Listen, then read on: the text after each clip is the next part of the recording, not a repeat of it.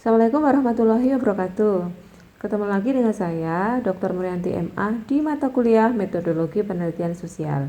Pada pertemuan kali ini, kita akan membahas tentang konsep-konsep dasar penelitian. Apa saja sih konsep-konsep dasar penelitian itu?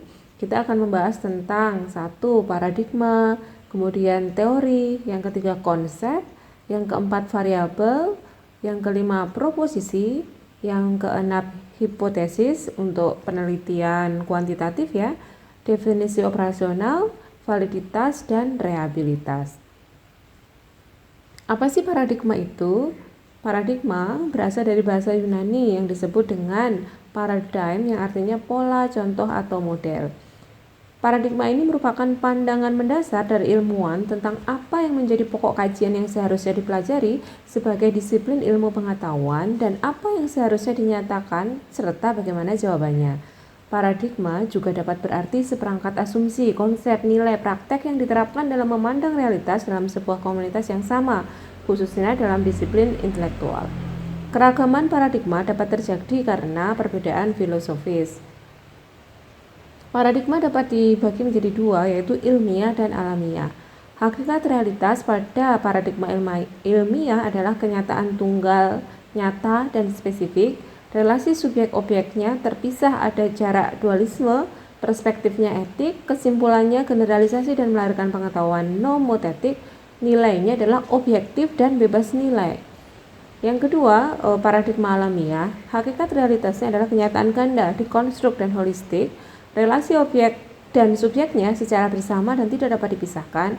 Perspektifnya emik, kesimpulannya transferability dan melahirkan pengetahuan ideografik. Nilainya adalah intersubjektif dan mengandung muatan nilai. Jadi lebih bersifat personal. Nah, contoh ini dapat kita lihat dari macam-macam paradigma menurut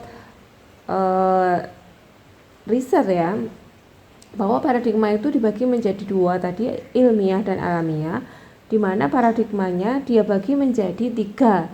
Yang pertama itu paradigma fakta sosial dan paradigma perilaku sosial yang termasuk dalam kategori ilmiah.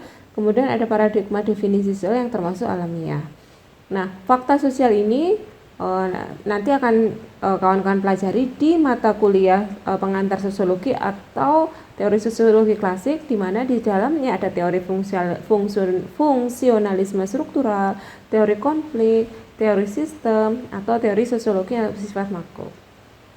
Sedangkan paradigma perilaku sosial itu lebih pada kajian psikologi ya, yang di situ ada behavior sociology, kemudian ada teori pertukaran, kemudian ada bagaimana perilaku masyarakat di dalam lingkup psikologisnya kajiannya.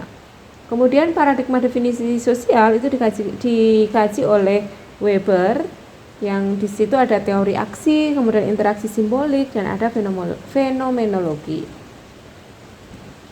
Kita lanjutkan ya. Apa sih teori? Teori dalam ilmu sosial merupakan suatu penjelasan sistematis tentang hukum-hukum dan kenyataan yang dapat diamati yang berkaitan dengan aspek khusus dari kehidupan manusia. Teori merupakan suatu sistem gagasan dan abstraksi yang memadatkan dan mengorganisir berbagai pengetahuan manusia tentang dunia sosial sehingga mempermudah pemahaman manusia tentang dunia sosial. Teori juga bisa diartikan sebagai serangkaian asumsi, konsep, konstruk, definisi, dan proposisi untuk menerangkan suatu fenomena secara sistematis dengan cara merumuskan hubungan antar konsep. Apa sih pengertian teori? Tadi sudah kita bahas, kemudian kita lanjut kepada unsur dari pengertian teori. Teori adalah alat untuk menjelaskan gejala. Teori selalu menemukan hukum-hukum umum atau pola-pola umum dari gejala sebagai suatu bentuk cara penjelasannya. Karakteristik teori itu ada dua. Yang pertama adalah konsisten dengan teori-teori sebelumnya sehingga tidak ada kontradiksi. Yang kedua adalah cocok dengan fakta empiris untuk menjelaskan atau menjadikannya benar secara ilmiah. Apa sih sebenarnya fungsi teori? Ada tiga. Yang pertama explanation, yaitu menyederhanakan pengetahuan yang rumit dan terinci tentang dunia sosial atau menjelaskan suatu fenomena. Yang kedua adalah prediction, yaitu memungkinkan dilakukannya prediksi atau peramalan suatu fenomena atas dasar hasil analisis fenomena yang sedang terjadi. Yang ketiga adalah kontrol, yaitu memiliki pengendalian.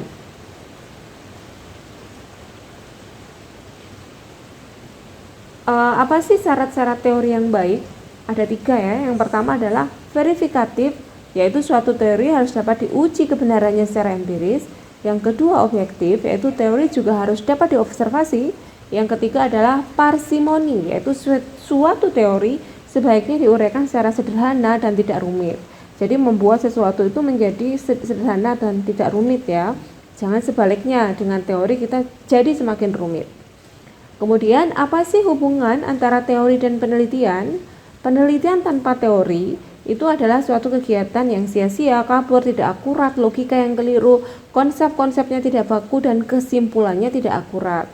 Teori menyediakan konsep-konsep yang relevan, asumsi-asumsi dasar yang bisa digunakan, membantu dalam mengarahkan pertanyaan penelitian yang akan diajukan, membimbing dalam memberikan makna terhadap data.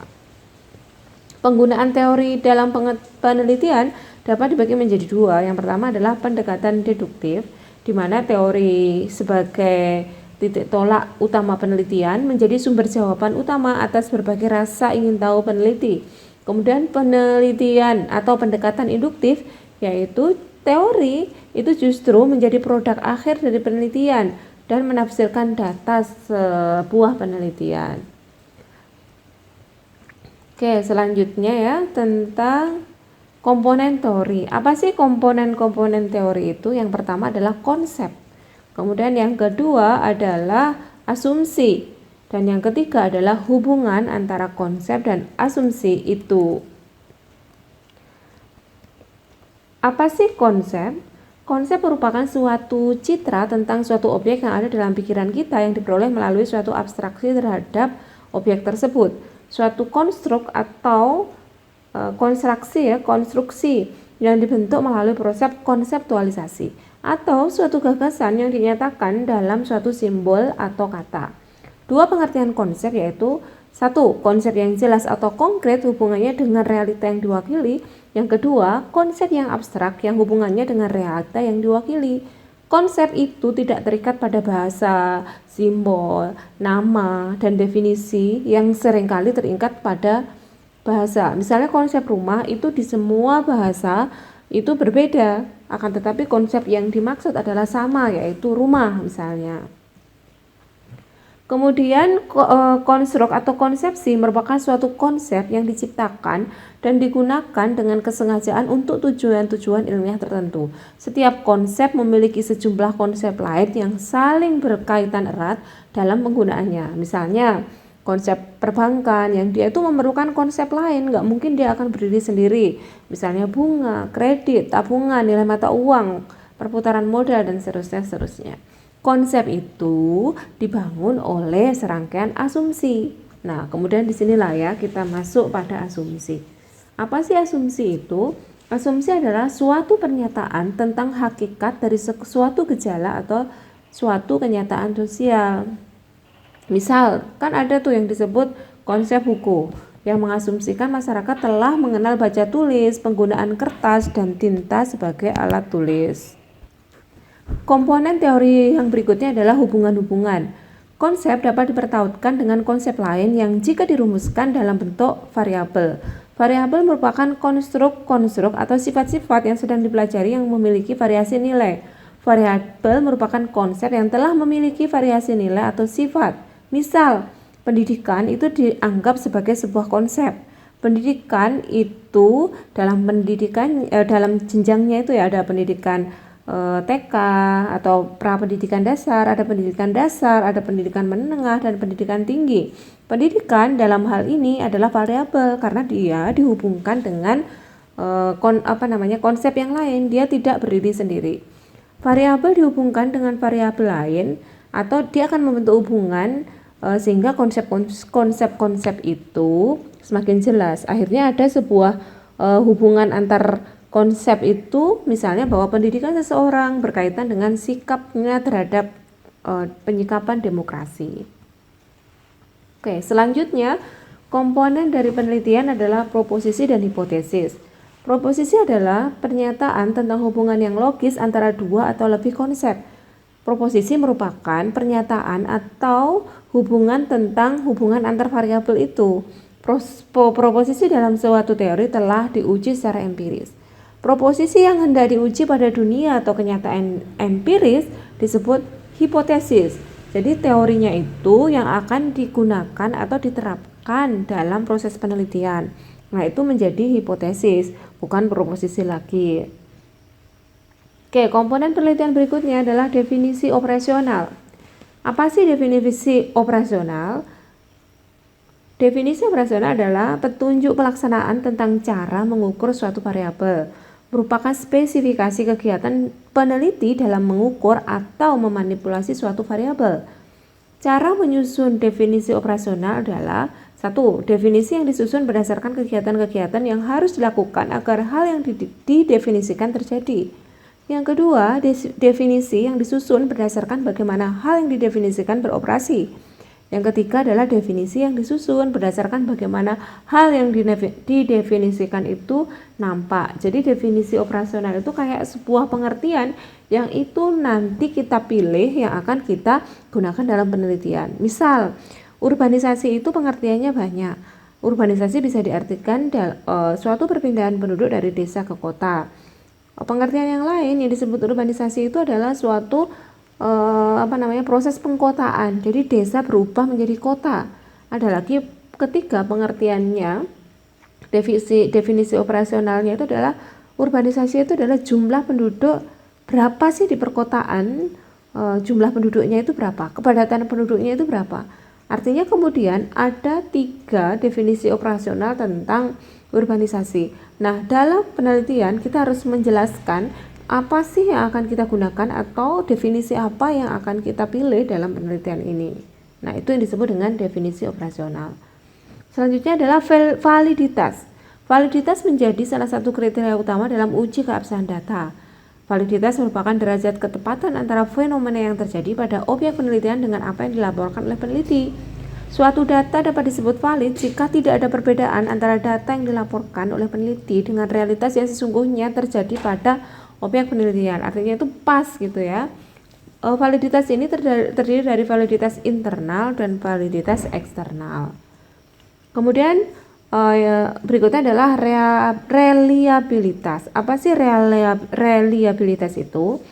Istilah yang digunakan untuk menunjukkan sejauh mana suatu hasil pengukuran relatif akan tetap konsisten apabila dilakukan pengukuran ulang. Dalam pandangan positif kuantitatif, suatu data dinyatakan reliable apabila 2 atau lebih peneliti dalam objek yang sama menghasilkan data yang sama. Oke ya, jadi reliabilitas ini adalah bahwa penelitian yang dilakukan itu bisa diterapkan di tempat yang lain. Jadi dia tidak berdiri sendiri begitu ya. Nah, nanti macam-macam reliabilitas itu ada macam-macam yang akan kita kaji lebih jauh nanti di metode penelitian baik kualitatif ataupun kuantitatif. Baik, teman-teman semua, demikian mata kuliah metodologi penelitian kualitatif hari ini ya. Pertemuan kali ini yang membahas tentang konsep-konsep penelitian. Nah, apabila ada yang perlu didiskusikan, silahkan share di grup, nanti bisa saling kita tanggapi, dan saya harapkan teman-teman bertanya dan teman-teman yang lain juga bisa mengomentari sehingga tidak hanya satu sisi ya dari saya sendiri gitu, karena saya yakin teman-teman semua itu sudah memiliki pandangan atau pengetahuan yang lebih banyak ya. Nah, nanti dikerucutkan dari pertanyaan-pertanyaan kemudian materi yang saya sampaikan. Untuk materi akan saya share di WA group, kemudian saya sarankan untuk membaca buku yang saya tuliskan di RPS kemarin, dan yang paling pokok kemarin ya, metodologi penelitian sosial Leksi Moleong. Saya kira itu ya untuk pertemuan kali ini. Semoga apa yang kita diskusikan hari ini bermanfaat dan menjadi pengetahuan kita ya, menjadi bekal kita untuk pertemuan berikutnya. Kurang lebihnya minta maaf. Wassalamualaikum warahmatullahi wabarakatuh.